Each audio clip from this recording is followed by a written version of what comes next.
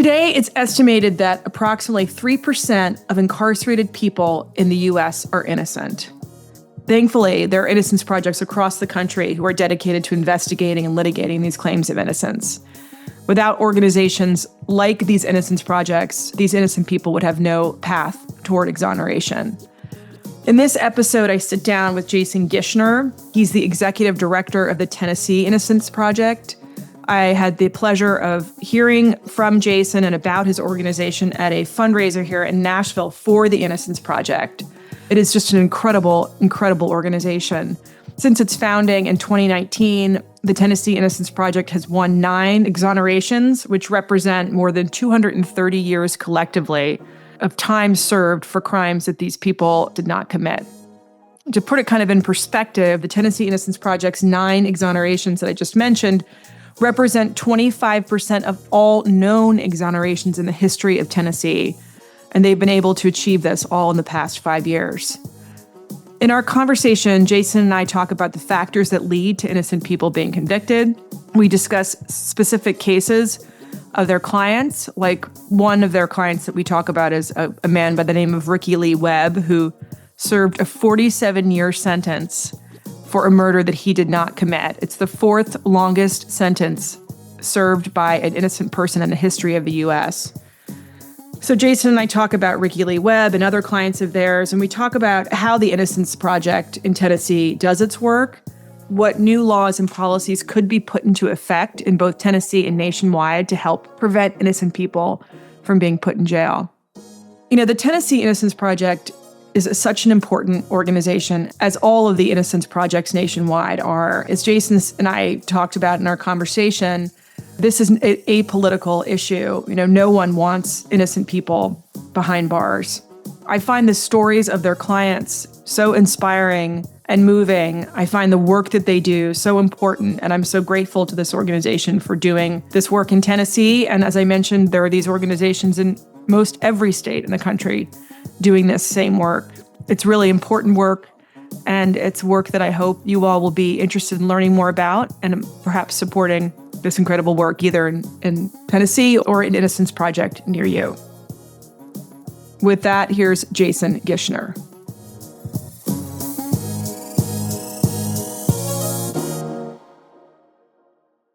Jason, it's so nice to see you. Thank you so much for taking the time to come in to talk to me today.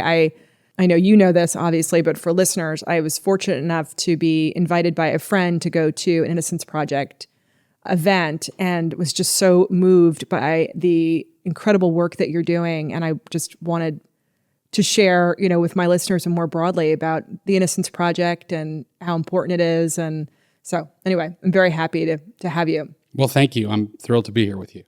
So would you be able to sort of level set for listeners to kind of explain generally how many Americans are, and I don't know how they measure these stats, but would you say are wrongfully convicted nationwide?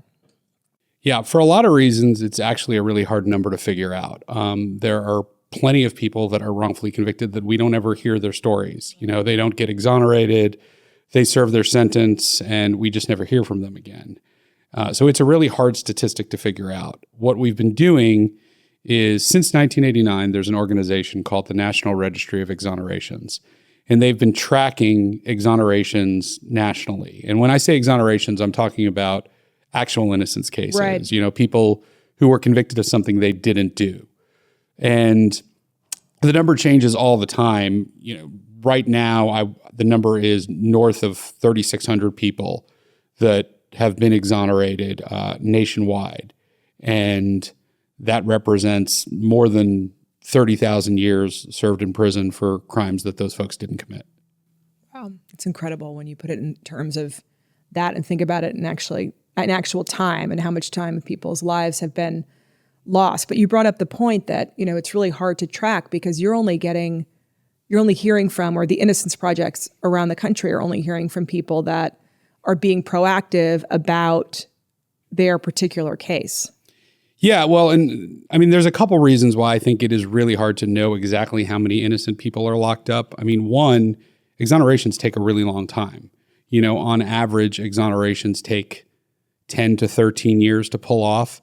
So the cases you end up hearing about are the murders, the aggravated robberies, the cases where people are serving life sentences or they're on death row. The people who are convicted of lower level offenses, there's plenty of innocent people there too. We just don't hear about them. So there's lots of innocent people that are convicted of drug crimes or, breaking into a shed, and they get a 1 or a 2 year sentence and they serve that sentence and they get out. And there aren't a lot of people that after they've done the time and their sentence is over are going to spend their time, their resources, their energy going back to try and deal with a wrongful conviction on a lower level offense to clear their name. So there's a lot of those. The other thing that happens is that there are a lot of economic pressures that exist within the criminal justice system where innocent people plead guilty to stuff they didn't do. Right. The majority of folks who are prosecuted in this country are prosecuted on drug crimes. And in Tennessee, for instance, if you're caught with over 0.5 gram of cocaine, which is a small amount of drugs, it's presumed to be for resale. That's a B felony. It carries 8 to 30 years in prison. So if you're caught with a small amount of drugs in your car, but you're charged with a B felony, even if it's not your drugs, if you can't post your bond and you're sitting in custody and you get an offer to plead to misdemeanor probation and you walk out of the door, a lot of people make the decision to do that. And that's something that happens really all the time. And because there are all of these people that are being leveraged by the way our system works to plead guilty to stuff that they didn't do, it's impossible to know how many people are wrongfully convicted. That's incredible to me. I never thought about, that decision of accepting a plea deal being based upon kind of the economic decision of not being able to post, when you say bond, kind of as bail, right? For people that aren't familiar with that term. Tennessee's had an Innocence Project for how long? So the Tennessee Innocence Project started in 2019. We are our own standalone nonprofit law firm. There are innocence organizations all over the country, and in most states, not all of them, but most of them, have some sort of an innocence organization. Sometimes it's a standalone nonprofit firm like us. Sometimes they operate out of a law school. Sometimes they're part of a statewide public defender system. But Tennessee did not have a statewide organization until 2019. There was a clinic that operated out of the University of Tennessee in Knoxville for a period of time, but that had stopped. And there just weren't any boots on the ground in Tennessee doing the work until 2019 when the Tennessee Innocence Project formed. So what happened at that time, and how did people that were incarcerated learn about you? Would their lawyer say, listen, I can't keep working on this case, but because of economic reasons or time or whatever else, but there's a new Innocence Project and you should appeal to them? Or Yeah, so most of the time, the people who get to us aren't represented by anybody. Our typical bread and butter client has been in 10, 15, 20, 30 years, and it's been a very long time since they were constitutionally entitled to have appointed counsel. So unless they can afford an attorney, and frankly, most of these folks, if they could afford an attorney, they spent that money a long time ago. Right. So they're on their own trying to navigate this really complicated, difficult appellate system in Tennessee. So they're just kind of out there. So the way people typically get to us is they reach out to us themselves by sending us a letter, or their family contacts us. Sometimes the original lawyer who handled the case reaches out to us and says, hey, this case has never sat well with me. It's kind of kept me up at night because I think this person is innocent. And we learn about cases that way. It was definitely a gradual build at first, right? I mean, I didn't come along to the project until 2021, and we've sort of grown like wildfire in the last few years. But, it took some time for the word to get out that, we had boots on the ground doing the work. And what has happened now, because we've had exonerations all over the state and we represent clients in various prisons all over the state, is that most people know. So, now we get between 150 and 200 applications every year from people asking for help. And out of that 150 to 200 applications, how many are you able to take on based on, the staff and resources that you have? Yeah. So we have 5 full-time attorneys litigating cases across Tennessee. We have an office in Nashville. We have an office in Memphis, but we're everywhere, right? I mean, we have attorneys in Chattanooga in court this morning. So the thing you need to keep in mind about these cases is that they're usually huge, right? Think about cold case investigations. People understand those. So we're doing these from the defense side of things. So that means we're dealing with evidence that has been lost or misplaced or mishandled, witnesses who don't remember things or have passed away. Right. Documents that could fill up this room in terms of everything that has happened on a case over the last 20 years.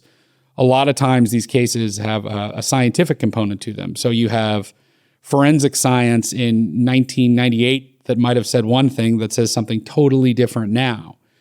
So these cases are big and long and complicated and can take years to litigate. So, on average, we work about 15 cases at a time. We have other cases that aren't in active litigation that we're investigating or that we're working up. We have various stages of where cases are in the queue for when we can get to them. So what does it look like? So you have a family member or their former counsel or the incarcerated person themselves reach out to you, and they just kind of give you, these are the basic facts of the case. But then you mentioned the investigation piece. What kind of investigation do you need to do to determine whether it's a case that makes sense for the Innocence Project to take it on? Yeah, so there's steps to the process. So initially when we hear from somebody, we'll send them the first part of our application. And there's really just threshold things we're looking for at this point. Is this even the kind of case that would qualify for us to help this person? Okay. Is it a Tennessee case? Are they saying that they're actually innocent, right? Sometimes people will reach out to us with what I would refer to as just a manifest injustice case, right? Okay. I was over-sentenced. I was illegally pulled over. Important issues, just not the kind of issues that we do. So that's not the kind of case we would handle. Once you get past this threshold inquiry of the person saying, I didn't do it, then that's when we start to look into things. So initially what we'll do is we'll review the record. So we'll go back and we'll read the trial transcripts. We'll go back and we'll read all of the appellate opinions. If we still think that there's merit to the case, we'll start getting other documents through public records requests. We'll look at police files. We'll look at DA files. We'll look at school records. We'll look at jail records.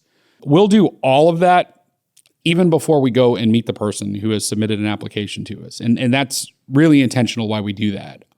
We are very aware of the fact that when we go to visit people at prison and let them know that we're looking into their case, that raises a level of hope that can be pretty dangerous.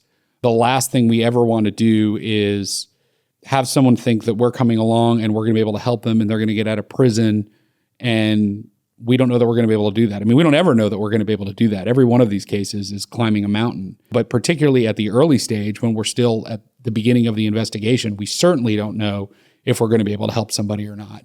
And, what happens every time, it doesn't matter if we go and talk to somebody, even if we say to them, look, we're just looking into your case. We don't know if we're going to be able to represent you. We don't know if you have an avenue to get back into court. Without fail, when we leave, they're going to call their mom. They're going to say, hey, the Tennessee Innocence Project just came and talked to me and I'm going to get out. So we try to be really careful about that because hope is a pretty dangerous thing, particularly for somebody who is serving a life sentence or has been in for 30 years. So we don't actually go and visit with the person until we have done a pretty thorough review of the record. And at a minimum, we feel confident that, all right, we need to open up a full investigation. And now we need to start having conversations about what that looks like. And at that point, we start interviewing witnesses. We start talking to experts. Sometimes we do forensic testing. It might be DNA testing. It might be fingerprint testing. It might be ballistics testing. And we're building and building and building. It takes anywhere from 6 to 9 months usually for us to fully evaluate a case before we agree to take somebody on as a client. But when we agree to take somebody on as a client, we've done a lot of the legwork already. If we've signed you up, it means that 1, we believe that you're innocent. Right. And 2, we think there's a path that we can get back into court and do something about it. Now, it's still going to be a fight. It's still going to be a battle to be successful, but we've answered those 2 questions. We believe that this person is innocent, and we believe that there's a legal means to try to help them. Well, you and I had this conversation when we spoke briefly before, and I did not realize this, that you mentioned you go and you do all this investigation, and you look at all the records, and you're able to get the DA's file. I didn't realize that in criminal cases, the DA is not compelled to produce all of the evidence that they have unless they're presenting that evidence at trial. Would you explain that? Yeah. So it's a really weird concept, but people who have been convicted of crimes that are totally finished actually have access to more information than people who are presumed innocent who are charged with the crime. So the discovery rules and the rules of criminal procedure in Tennessee limit what sides are obligated to turn over to each other. And the prosecution is not required to turn over their entire file. There's certain things they have to turn over, like Brady material, which is exculpatory evidence, evidence that the person might be innocent. And there's other things, statements by your client. There's a variety of things they're required to turn over, but they're not required to turn over police reports, other things from the investigation. And the problem with that is that the decision is being made whether to turn over the material by the prosecuting agency, right? Yeah, I just wanted to ask you that, because when you said that, the exculpatory evidence, they're determining what they think is exculpatory, meaning the prosecutor, right? That's right. So it's subjective. So they could just say, I don't really think that other witness that was at the scene, we don't need to share that interview, right? Because they're deciding whether or not they think it's relevant. But the defense attorney might think it's relevant. Well, not only they might think it's relevant, what happens in a lot of our cases is that we go back all of these years later, and at this point, we can get all of these records. We can get police reports. We can get DA files, and we find things that should have been turned over. I mean, I'll give you an example. We had a case in Nashville where a woman was convicted of a rape and murder of a 4-year-old girl that she didn't commit, along with somebody else. And one of the arguments that was made by the prosecution in the case is that she destroyed critical evidence, that this little girl was raped on a bed and our client had destroyed or had washed the bed sheet, destroying all of the forensic evidence of the rape. And that was argued to the jury at trial. And her position was, that's not true. I didn't do that. But it was just her word against what the state was saying. So she's convicted 30 years ago. We go and do a public records request in 2021. We get the file, and there's a police report in the file about the bed sheet when they came to the house to collect the evidence, and it wasn't washed. It was there with everything else. And not only did they not collect the evidence, but then the prosecutor came into court and lied about what the evidence said. And nobody knew about it. Nobody knew about it until 30 years later when we did a public records request. It's incredible. And that was one of the major pieces of evidence that resulted in her conviction. That's incredible. So that wasn't a case where the prosecutor missed it, or it was something that was clearly there. Either is or it isn't. I don't know if he missed it or if this was an intentional misstatement. I don't know the answer to that. What I know for a fact is what he told the jury was untrue. And when we got the police file, we found the report that proved it was untrue. Okay, so you've decided to take someone on, right? You've done all the investigation. Then what's the process? What are the procedures? Who do you go to first? Are you making an appeal of sorts? Are you trying to reopen the case? What is the sort of legal procedure behind it? So there's essentially two ways that we can get back into court for somebody who's making an innocence claim all of these years later. So the person has already gone through the process. They've either entered a guilty plea or they've had a trial and they were found guilty. They've been convicted. They've gone through all the appeals. They've typically gone through something called post-conviction after that, which is where they can raise constitutional issues like ineffective assistance of counsel or Brady violations, those kinds of things. By the time people get to us, the ship has sailed on almost all of these issues, right? I mean, we can't raise a Fourth Amendment issue 20 years later that somebody was illegally pulled over when their car was searched. All of that stuff is out. The only thing that we can raise to get back into court are claims of innocence. And there's two different statutes that cover claims based on new scientific evidence or new non-scientific evidence. And both of them have all sorts of quirks to them in terms of how you get back into court. I mean, it is very much threading the needle getting these cases back into the courthouse. The process is not easy. It is not efficient. And frankly, the system is not equipped for this situation, right? I mean, we don't have good laws on the books to deal with innocent folks 20 years later who've been sitting around for something they didn't do to get back into court and litigate their case. So what we've ended up with in Tennessee is sort of a patchwork of case law and a couple different statutes that we operate under. And it's like navigating a minefield in terms of statute of limitations issues, procedural issues. Right. And we have to spend a lot of time fighting about procedural stuff, before we ever even get to the substance of the case, which can be very frustrating, right? I mean, from a legal perspective, you might have all of this great evidence that somebody is innocent and that somebody else committed the crime, and the court doesn't even give you a hearing because on some procedural ground, they say you're not entitled to come back to court. So that happens sometimes, and that's really hard when that happens. You know, we have a case out of Memphis on appeal right now where there's just overwhelming evidence that our client is innocent and somebody else committed a murder, and our client wasn't even given a hearing, which is just mind-blowing. That's unfortunately the nature of what we deal with every day. I tell people all the time, it is way easier to convict an innocent person than it is to unconvict an innocent person. So you mentioned it's sort of, you said new fact and then new scientific evidence. So with the example that you used with the bed sheet, right? You see that in the police file. Yeah. That you would use as sort of the new fact. And then the new scientific evidence, would that be, as you mentioned, like you'll order new DNA testing or new ballistics testing, that would sort of follow under that bucket? It's usually never one thing. What you find in these cases, it's almost always a perfect storm of things that went wrong. You don't ever find a wrongful conviction where there's just one piece of withheld evidence, right? So in that particular case, yeah, there's the withheld evidence, there's the inappropriate argument by the prosecutor, but the crux of that case was actually a medical case.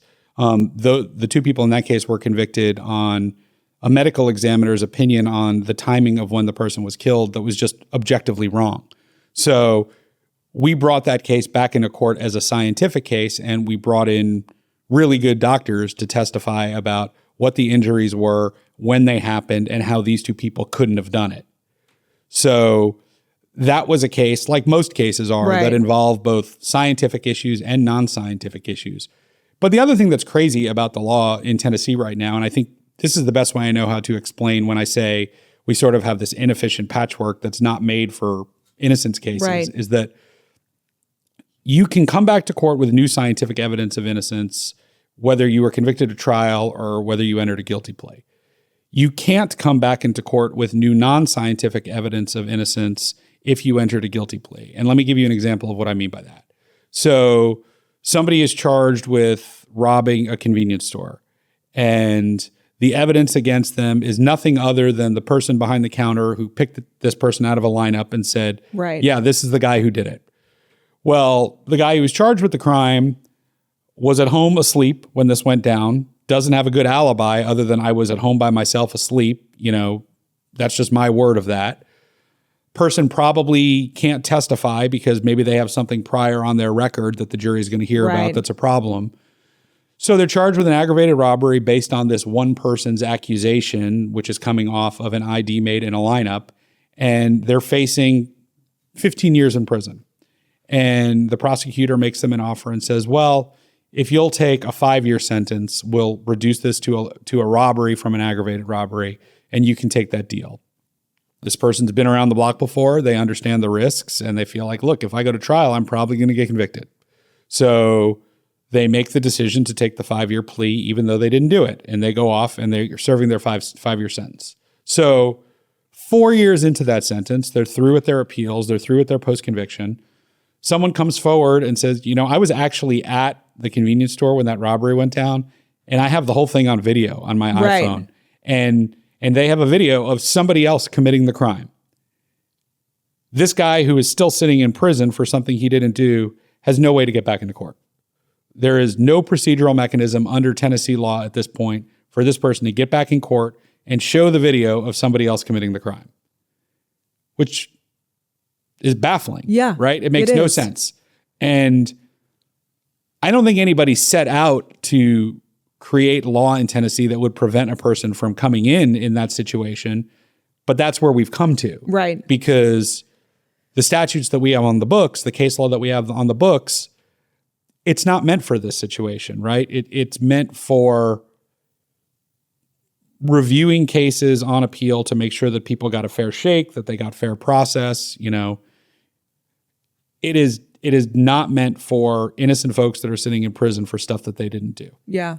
It's really interesting. I know that one of the things that the Innocence Project does is work to kind of lobby around policy, right, in Tennessee. And I want to talk to you more about that later, because that just seems to me like a no-brainer. I mean, who Right. wouldn't want there to be a path forward if there is a circumstance like that to allow someone that pled guilty? Because as you pointed out earlier, people often do that because of economic reasons or because the plea deal they're just weighing kind of, right, the risks, right, involved and decide, you know what, I'd rather just plead to 3 years and plead guilty than have the possibility of having to serve 15. Right. And you're exactly right. Who wouldn't want to fix that? Right. You know, I mean, we're like one of the 3 things I think that are still left in this country where we can say we're really apolitical. Right. You know, nobody wants innocent people in prison. Right. You know, this isn't a left or right issue. To me, innocence is different, right? I mean, it's different than a lot of other things that we deal with in the criminal legal system, because I think we can all agree that nobody wants an innocent person to be in prison. If the system's broken, then everyone loses faith or should be losing faith in the system. And that's an example of an easy thing, you know, to fix that, as you said, everyone can get behind, or I can't imagine anyone not wanting to get behind it. You mentioned that they take about 6 to 9 months to investigate. Once you start the process, once you get that hearing, how long does it usually take on average from that first step until someone is able to walk out the jail? You know, it can really vary because the investigations sometimes can go on for a while. Science cases usually can move faster than non-scientific cases. So what I mean by that is if you've got somebody that was sent to prison on a bad medical opinion and you come in with the correct medical opinion and good doctors, you know, you can turn around that information quickly. Like that medical case I was telling you about before, we turned that case around in about 1.5 years, which is fast for an innocence case. Other cases that might involve a lot of witnesses, say it's a false confession case or a bad identification case where you don't have DNA evidence proving that the person didn't do it. What you have is 10 different witnesses that when you hear all of their stories, it becomes clear that this person is innocent. Those kind of fact-intensive investigations can take longer because you've got to track down people that are all over the place, that might not be around anymore, that might not remember everything. The other thing that can be particularly tricky, even cases where there's forensic evidence that we can get objective answers from, is that we can't always find the evidence. It's almost county to county in Tennessee how evidence is stored after somebody is convicted. And some places do it well and others don't. Some places lose evidence. Some places don't properly store evidence. So, you know, we might come across a gun. You know, we have a case where there was a gun that was the murder weapon. We know it was the murder weapon from the ballistics testing, and nobody had ever done DNA testing on the gun. So we did DNA testing on the gun. The problem is that the gun was sitting in a box with other pieces of evidence for years that lots of people kept handling. So what ends up happening is when you do the DNA testing, you get multiple profiles that are jumbled and mixed into each other, and you can still get good information from it. You know, we were still able to exclude our client from the profiles that were generated from the gun, but it's a much more difficult process than if it had just been stored correctly, where you're hoping you can just get a clean profile of the person who committed the murder.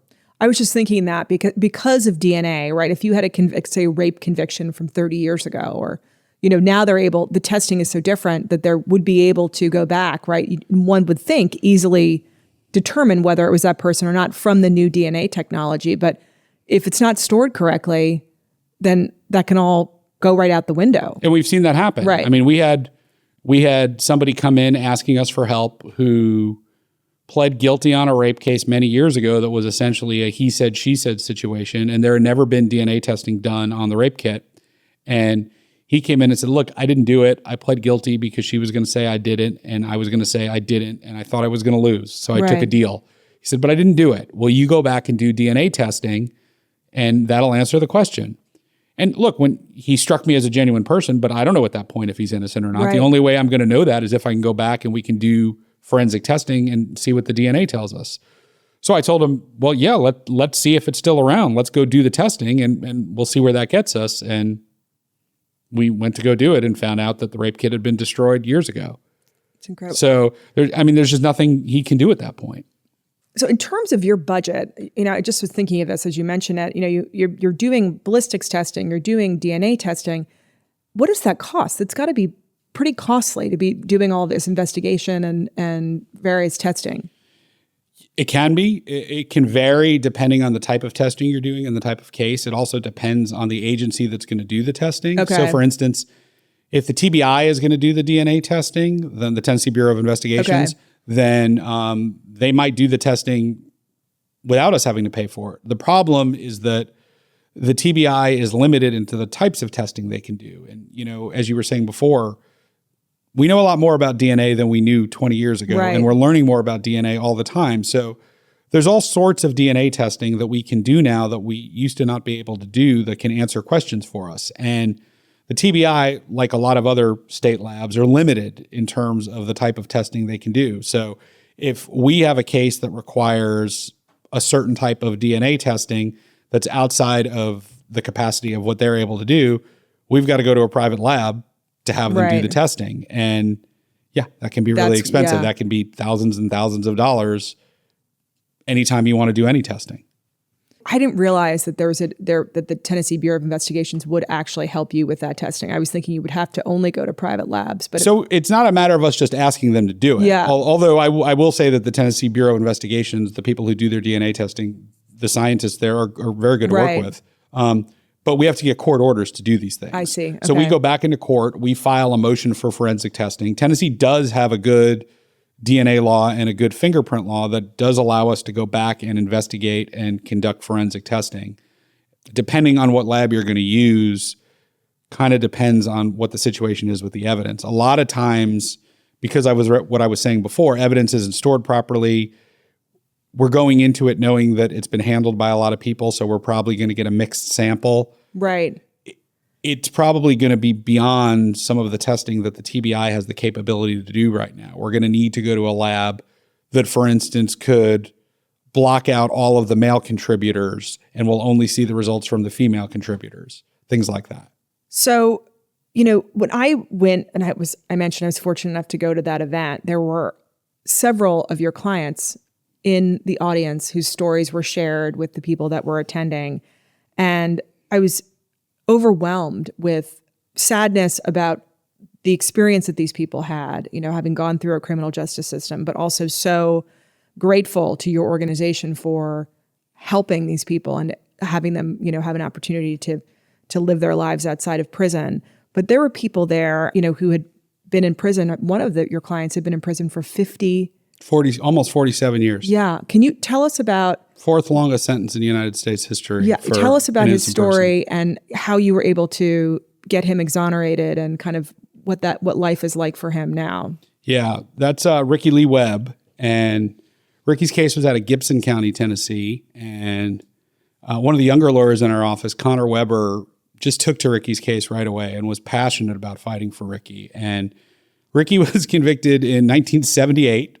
It was a terrible case. It was a murder case where somebody had broken into a woman's house and she was sexually assaulted and murdered, and her baby was left in the house. And pretty quickly, the police had a suspect who they thought was involved because it was somebody who had been involved in another sexual assault in the area just a week before. So they went and tracked this guy down, and he pretty much confessed to everything and took them to see the murder weapon, and they had their guy right away. And several days into this process, when this guy realizes what he's facing, he starts telling a different story than he's ever told before. And he starts telling the police that, well, I didn't do this by myself. I did it with somebody else.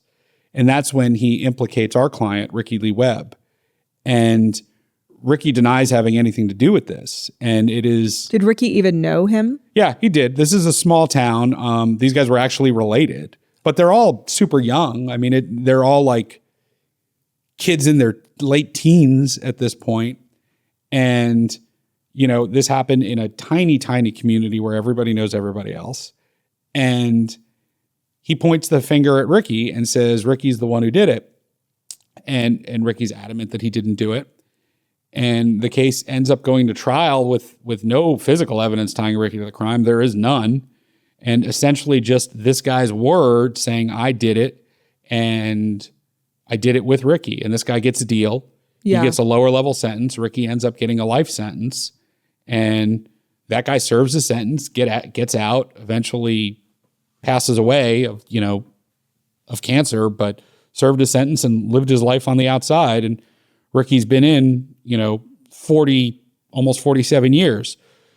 So when we start digging into this case, we find out three pretty big things from going back and getting all of the files from the original investigation, files that would not have been turned over back when this original investigation happened. And we eventually learned that they weren't even turned over to the district attorney, some of these files. These were files primarily from the TBI, who were the lead on the investigation on this case. And we learned several things. So one thing that we learned is that this guy who pointed the finger at Ricky told multiple stories that didn't add up. Some that had Ricky's not in any of these stories, and he's just telling stories over and over and over again, and none of those stories were turned over. So he was never cross-examined about any of these stories because the defense never saw them. The next thing we learn is that, so the only other piece of evidence they have against Ricky is this woman who testified at trial who knew both of them. And she said, earlier that afternoon, I saw the two of them walking together heading in this direction. So the state argued that, look, they were together going towards this house when it happened. So she comes back to court and testifies at Ricky's hearing earlier this year. And she says, I never saw that. I told the police I never saw that. They told me if I didn't say that that's what happened, they were going to take my kids away. She said, but none of it's true. She said, I never saw those two guys together. So you get these files, and then you just, because that's part of your investigation process, you contacted her and said, I want to speak with you, want to hear about your testimony. And she says this to your young lawyer in your office. She says, that's investigating this. We had several people. Case. Yeah, we had a couple people go out and talk to her and met with her in person. Incredible. That must have been, hearing that, I can't imagine what that, felt like, hearing that firsthand from her, being someone who's involved in this case. Yeah, so that was a big deal when that happened. And then the other thing that happened is that when we got the TBI file, what we found in there was all of this terrible racial stuff. I mean, all the investigating officers calling people the N-word, being fixated on the fact that our client maybe at one point had dated a white girl, just really, really egregious racial stuff. And when we went back to court on this case, the original prosecutor on the case, who actually testified at the hearing and said, I didn't see any of these things. Wow. These are obviously exculpatory. I would have turned it over. He had the absolute right to have all of this information. And the judge heard all of this and has known that Ricky has consistently said, I didn't do this, and said, this is unjust. This can't stand. And Ricky's conviction was overturned. He walked out, and the day he got out of prison, we were talking before we started filming about, I'm always fascinated by what people want for the first thing to eat when they get out. And what was Ricky's Ricky thing? wanted a bucket of Kentucky Fried Chicken. Ricky was a Kentucky Fried. So we have all these photos of our team outside of the jail when Ricky gets out after being in for 46 years, holding a bucket of Kentucky Fried Chicken. And we were also talking about, before we started, about how you've been in prison for so long and how much has changed in that 46 years, besides like everyone in your family looking different, your neighborhood looking different, just technology in the world changing so dramatically. Like the reentry for people coming out, having been in for that long particularly, it's just got to be a really, really almost insurmountable learning curve. Yeah, it's a lot. I mean, it is a lot for anybody walking out of prison, whether they're guilty or innocent, to reintegrate back into society when the world has changed so much. The other thing that happens too, unfortunately, that we see a lot is that our clients come out of prison oftentimes with pretty bad health problems. I think that is a combination of you don't get great health care in prison, but also you've been sitting there all of this time. Right. Not only are you in prison, which is a horrible place to be, but you're there knowing you shouldn't be there for something you didn't do. And the toll that takes on people is pretty incredible. We had a client who was exonerated after serving 30 years, and he was all business. Every time we ever met with him on the inside, he only wanted to talk about his case. He spent 30 years knowing every detail, and it was a complicated case. It was an arson case with all this fire science. And he knew every detail about everything. And, he was wound so tight just working on his case. Right. And he got out, and he had to learn how to let all of that go. And it Yeah. was almost like he was a different person. But, tragically, that all took a toll on him. And, he died in his sleep from a heart attack, just 4.5 months after he got out. And, I can't prove that, but I very much believe that's because he had just spent 3 decades, so tightly wound, trying to get back to his daughter, trying to clear his name, trying to prove that he didn't kill this person in a fire, which he didn't. And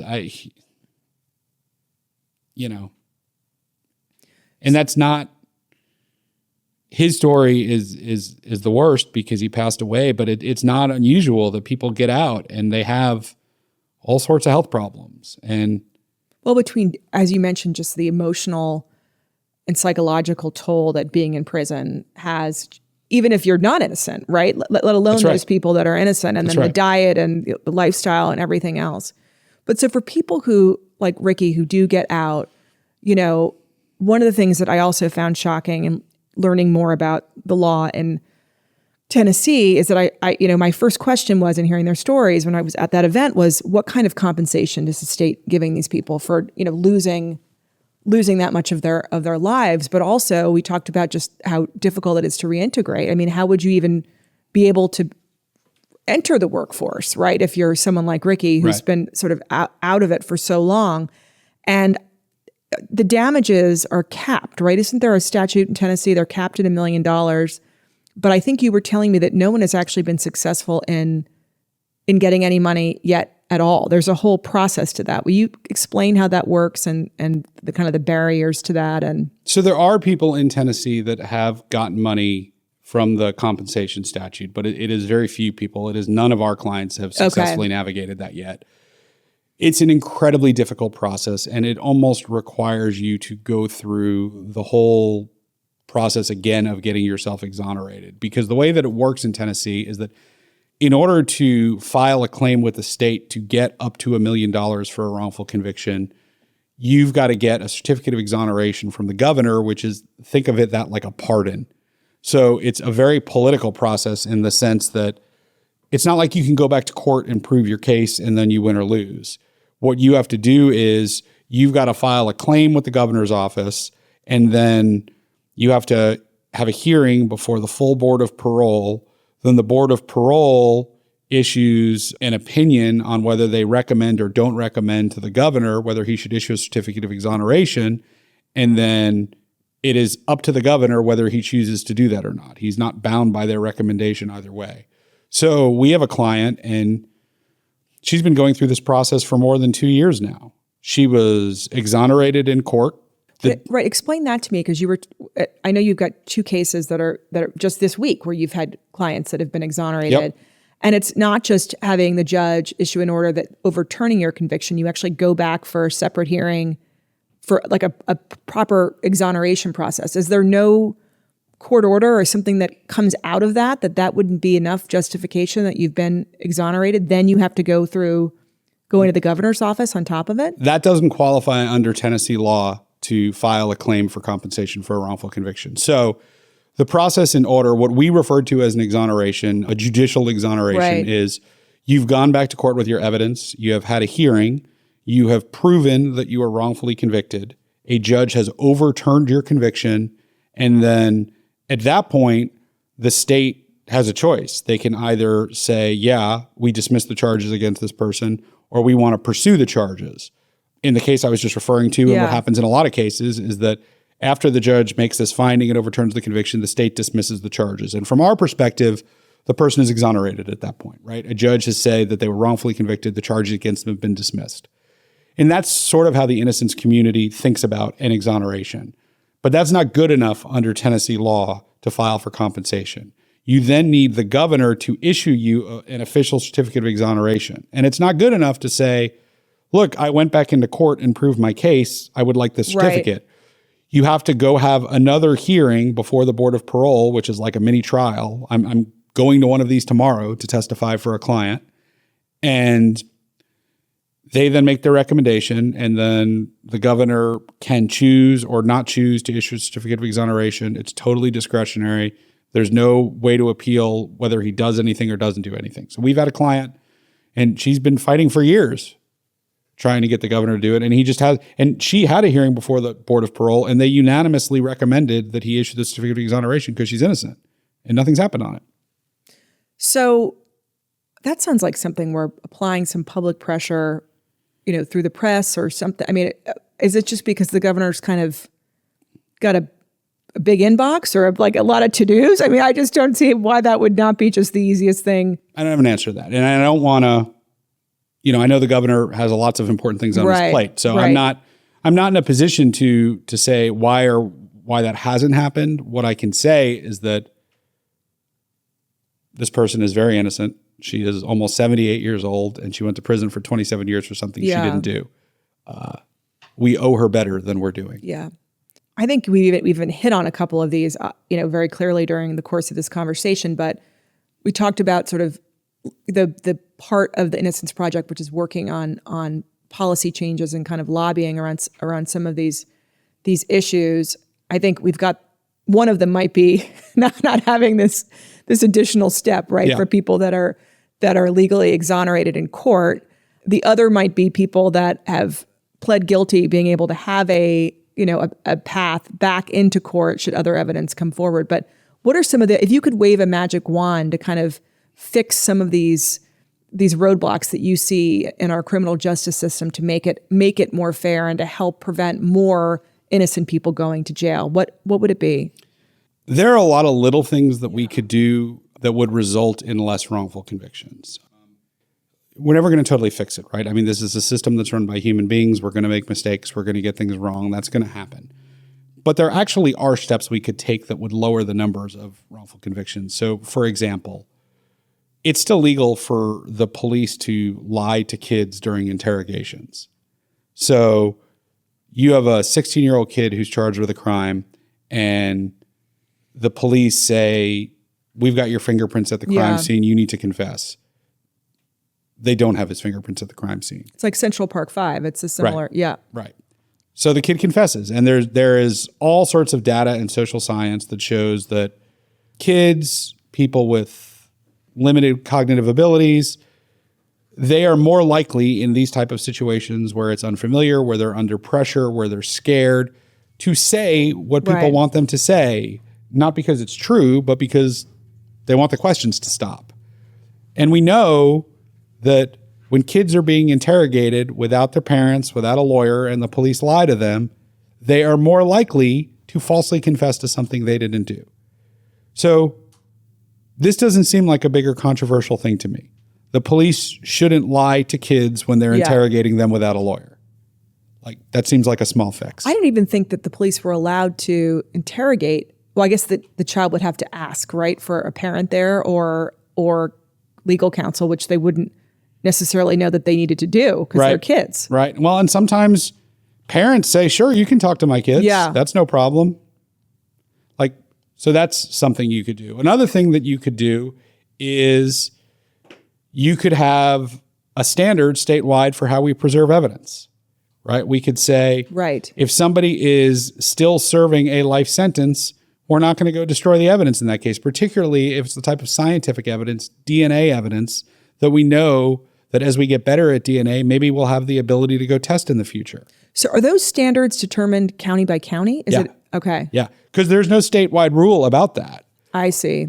I mean, we could also just be more transparent across the board, right? I mean, I have never understood why the district attorney's file and the evidence that's being used to prosecute somebody shouldn't just be an open file for the defense to look at. I get for strategic reasons why attorneys might want to hold information back because they don't want to turn over things that might make their case weaker. But look, a prosecutor's job isn't to put people in jail. A prosecutor's job is to do what's right.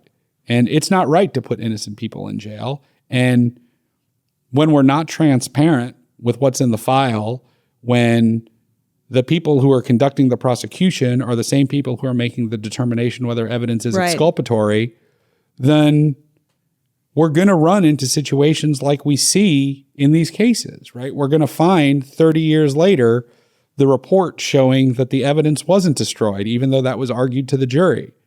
That wouldn't have happened if the file was open in the first place. Are there any states that you know of that have that law now that require that all files be turned over and that it's not just left to the prosecution to determine what's exculpatory? I mean, this works differently in different places, and it works differently in Tennessee too. I mean, frankly, there are offices in Tennessee that have more open and transparent policies about their files.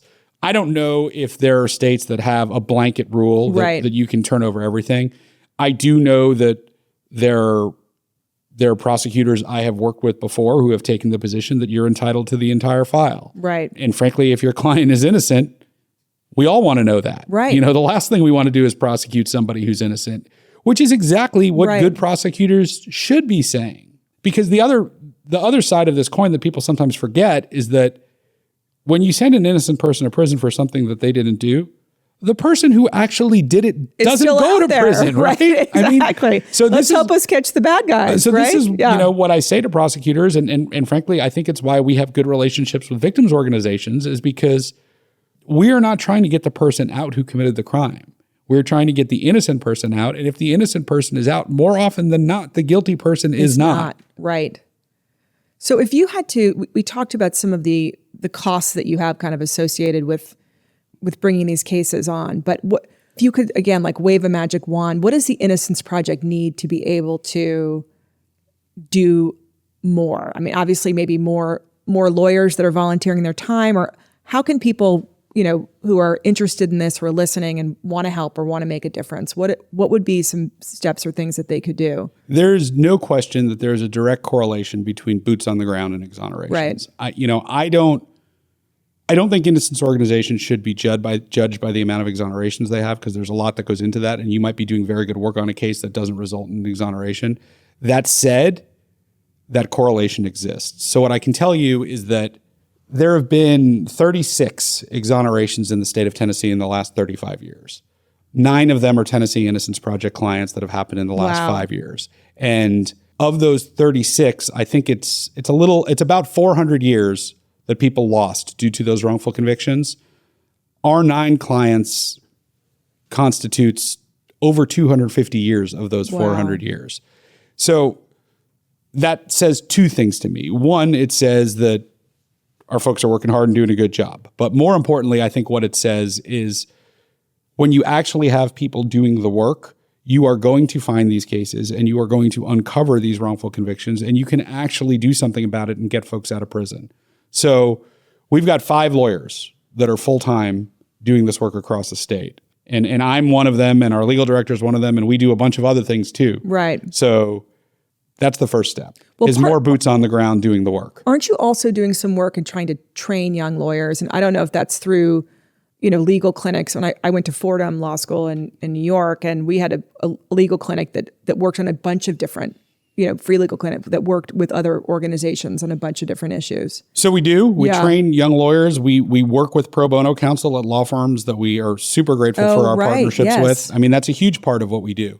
But the simple truth is that if we have more people doing the work, then we're going to see more exonerations. Right. I mean, Tennessee is lagging behind a lot of our neighbors in terms of exonerations in the last 35 years. And that's not because we're better at criminal justice than they are. It's because we didn't have people out there working these cases. And just to give you an example of how big of a problem it is in the state of Tennessee is, you know, I told you when we started this conversation that it's incredibly difficult to know how many people are wrongfully convicted. But we've also discussed that, you know, this is a system that is run by human beings. So there's going to be an error rate. Right. And I don't know what that error rate is.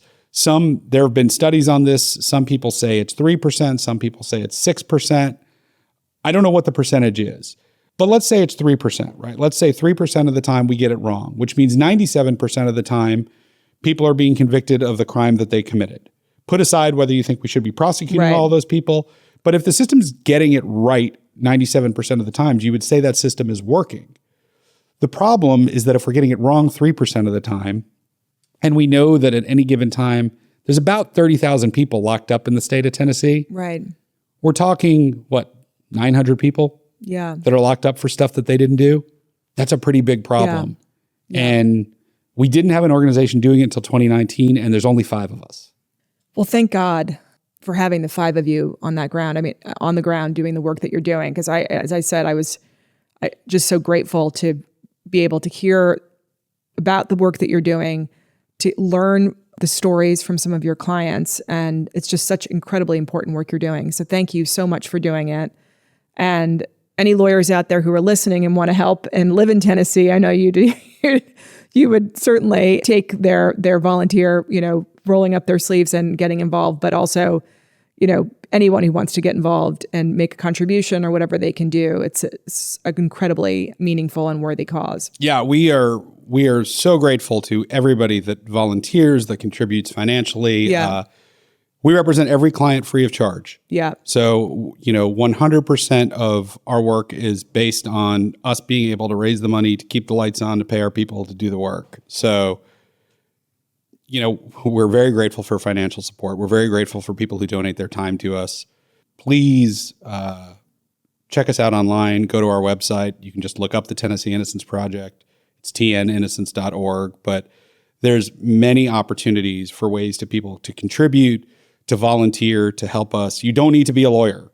Yeah. In fact, there are lots of really talented people who aren't lawyers that are able to help us do the work that we do and get the message out about this stuff. Well, Jason, thank you so much. I really appreciate you taking the time. And I, again, really appreciate the work that you're doing. Well, thank you for having me, and thank you for caring about this. That brings us to the end of this episode of The Interview. A huge thank you to Jason Gichner for joining. And as always, thank you so much for listening. If you enjoyed this episode, please rate or review us on Apple Podcasts or Spotify, wherever you get your podcasts. We release a new episode each Wednesday. So until next Wednesday, this is Leslie, and thank you for joining The Interview.